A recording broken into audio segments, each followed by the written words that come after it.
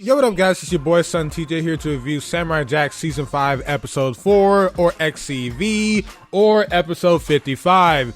And this episode is mostly based on the well, not really relationship, just Jack trying to save ASHI while she's trying to kick his ass, and them trying to survive different situations in general. Before I go into more detail, Metro, play my intro!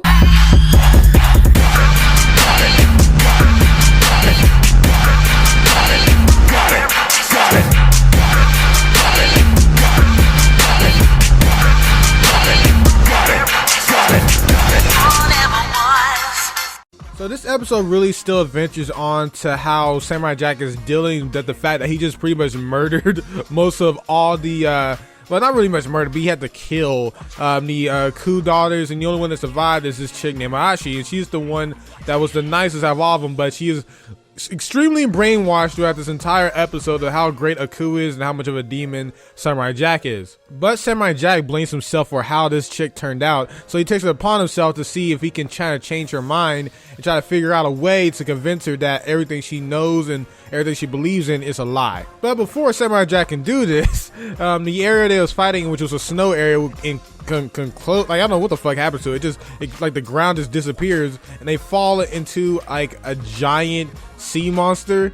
And at first the ASHI chick is very happy because she wants both of them to die. Like I told you, this chick is brainwashed to hell throughout this entire episode. And when Jack is trying to save her, like by fighting these crowd monsters and everything, when she's literally going to die, he saves her. But while he's doing so, the chick gets out the chains and trying to whoop Jack's ass the entire time while he's trying to save her. So yet again, man, like Jack throughout this entire episode was trying to bond with her. Like, and when they're getting hit with these needles, they have this awkward moment when Jack is plucking out the needles from her. He's saying like, hey, people usually pay for this, so I'm just doing you a common courtesy, and she's not having none of it. But you can tell that she's kind of a hard to get type feel, because you throughout this entire episode they're kind of hinting that Samurai Jack might have a thing for her, because when Jack is talking to this white ball thing and he's talking to another imagery of himself back in the day, they're saying like, you're really going to try to go out your way to save another person, and Jack is trying to tell him like, this is my fault for why she's like this. And while he's talking to him, because actually she just sees him talking to nobody, think he's crazy, she gets kidnapped by a monster, and and then once he saves her and she like, you know, pretty much says fuck you, the little snowball thing saying, what do you expect, a kiss or something? So I think he low-key likes the chick, but throughout the I'm mumbling over my words, my apologies. So later on, when they finally see an area where they can escape, Jack gets this new armor, quote unquote armor. He says, man, I like the fur on this thing. And it was kind of hilarious. And the chick says, you look ugly. And Jack says, hey, coming from you, that's a compliment. And you could tell that she's like low-key kind of embarrassed. So I think these two might end up being a couple, man, maybe. Because I remember the creator said that the ending of Samurai Jack is going to be very sad. Who knows, man? It might be a very happy ending that might make us come to tears, huh? Maybe. But yeah, before they can escape, they go to this area where you see a bunch of cool little sea creatures everywhere. And we could tell that ASHI as a character really appreciates nature as a whole.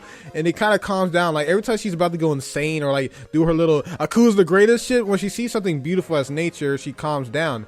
And when they try to escape this area, but this sea creature that's like, I don't know how to describe it because I don't know my sea creatures that well, but he hunts Jack and ASHI down, and he had this very cool fight scene where Jack is fighting and is jumping through different sea creatures, but they finally escape, and now they're in the ocean, and ASHI's about to drown again, but Jack saves her, and they end up on this island.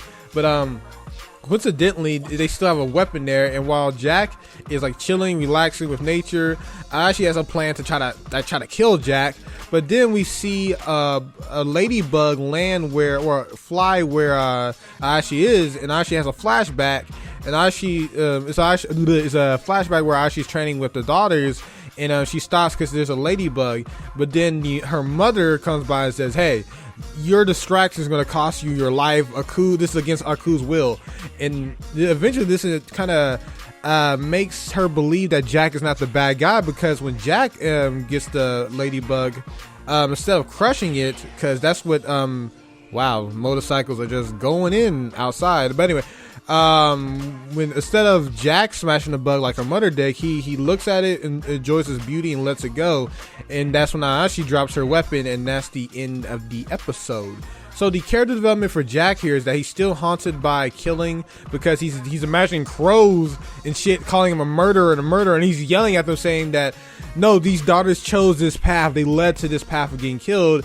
And we're seeing that ASHI is finally letting go, maybe, because we don't know so far, but she's probably letting go of the Jack hate, because Aku and her mother have just pretty much brainwashed her thinking that no matter what, I gotta kill this dude.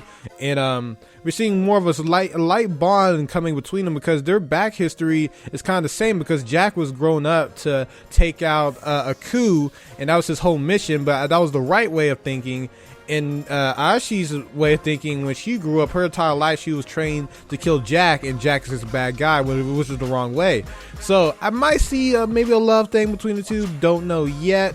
I think she's gonna be a big character throughout the series if they actually still stay together as a team. Yeah, man, I still don't know why she has a question like, hey, Samurai Jack, you was known to be a samurai, where's your blade? And I feel like that's gonna be a big opportunity for the story if she ever figures out that he doesn't have his blade, and she's gonna snitch or not. She's gonna be that one character that's gonna be very hard to figure out which side she's on. But we get a preview for episode 5 where we just see that Aku is being attacked by just a bunch of armies, and he's saying like, I'm just gonna take out my frustrations on not killing Samurai Jack by killing them. So yeah, man, I would have to say I would give this episode a 9 out of 10. It's really hard for Samurai Jack season 5 to get under a 9 out of 10 for me, man. Like, so far it's been 9 or 10 out of 10 for me. Tell me what you guys think of this episode. Yet again, I cannot afford to upload these episodes late, because I will get no fucking views. So I'll try my best to upload it, these videos at least around 12 a.m. or somewhere around that time. Please share with your friends, man. Spread my channel, and I'm always going to be reviewing Samurai Jack. I'm still mad at it. They did an April Fool's joke last week. I wanted to see this episode so fucking bad, man. But hey, you know how things go. So yeah, Sontj, peace. Love you all.